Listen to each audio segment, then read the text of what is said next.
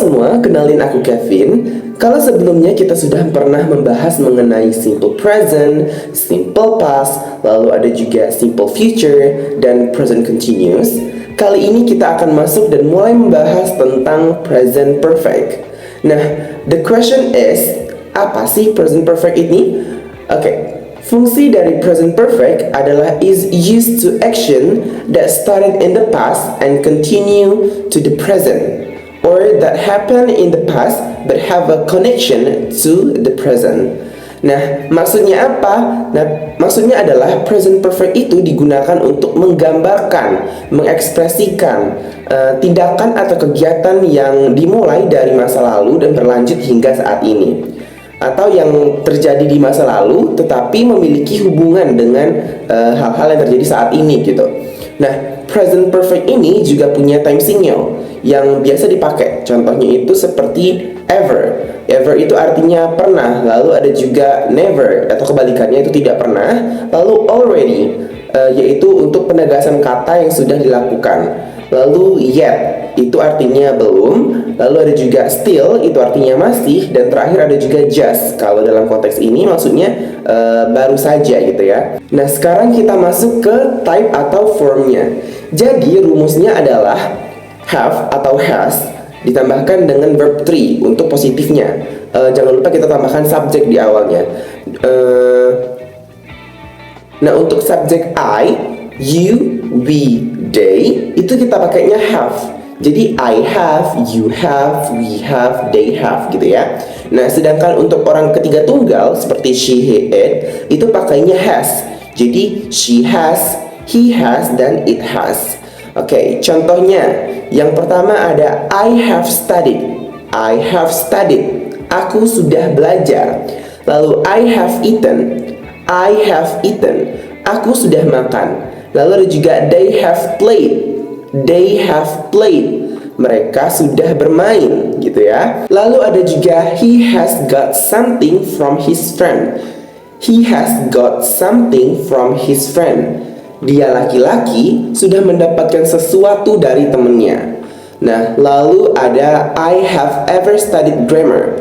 I have ever studied grammar. Saya sudah pernah belajar grammar.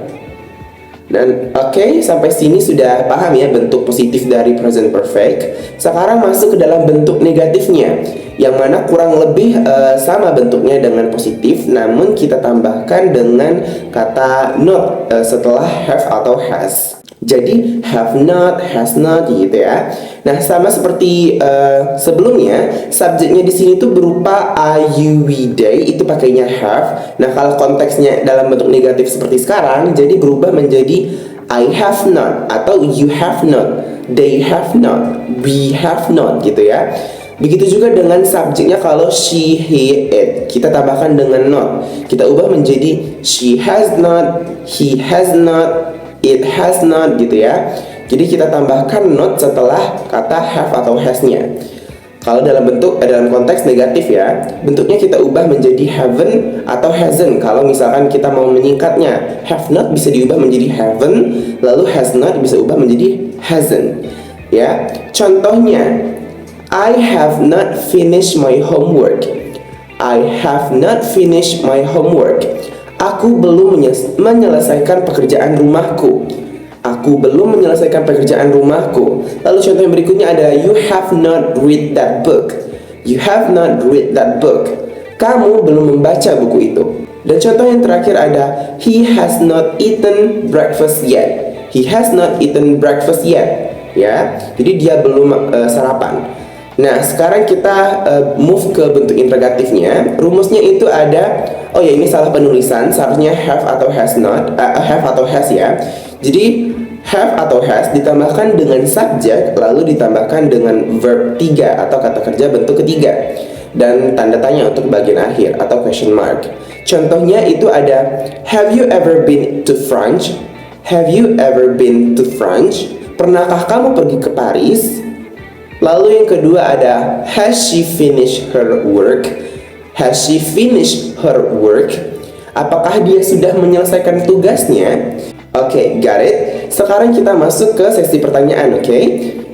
Jawablah pertanyaan berikut dengan menggunakan present perfect tense.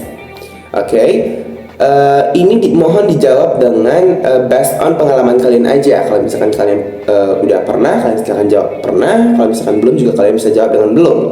Have you ever tried sushi? Have you ever tried sushi? Lalu yang kedua, what have you done today? What have you done today? Kalian sudah ngapain hari ini? Lalu, how long have you studied English? How long have you studied English? Kalian sudah belajar bahasa Inggris sudah berapa lama? Sudah berapa lama gitu ya? Lalu untuk pertanyaan sesi kedua, itu kalian bisa jawab untuk cari apakah dia pakai have atau dia pakai has. Lalu yang bagian tanda kurung itu kalian ubah bentuknya untuk menjadi bentuk ketiga, verb ketiga ya. Pertanyaan pertama ada blank blank blank you ever blank blank blank to Japan. Nah, kalimat yang diberikan adalah be. Jadi kalian ubah menjadi bentuk ketiga. Apakah A have been lalu has been atau C have be. Lalu yang pertanyaan yang kedua adalah she already blank blank blank that book. Kata yang dikasih adalah read. Jadi kalian pilih salah satunya dari ABC ini, have atau have read, atau B has read, atau C has reads. Pakai S ya, beda dengan yang di atasnya atau yang di B. Lalu yang ketiga adalah they blank blank blank their project. They blank blank blank their project. Itu kata yang diberikan adalah not finished. Kalian ubah bentuknya. Apakah dia berubah menjadi A have not finished, atau B has not finished pakai ed, atau C have not finished pakai ed juga. Itu dia penjelasan tentang present perfect. Nah, untuk pertanyaan yang udah aku kasih sebelumnya, kalian bisa jawab di kolom komen dan kalian bisa cek jawabannya di description box. Lalu buat kalian yang punya pertanyaan lebih tentang present perfect atau tesis sebelumnya, atau mau bahas tentang materi yang lainnya, kalian bisa komen. Mungkin kita bakal bahas di next pertemuan. Bye bye.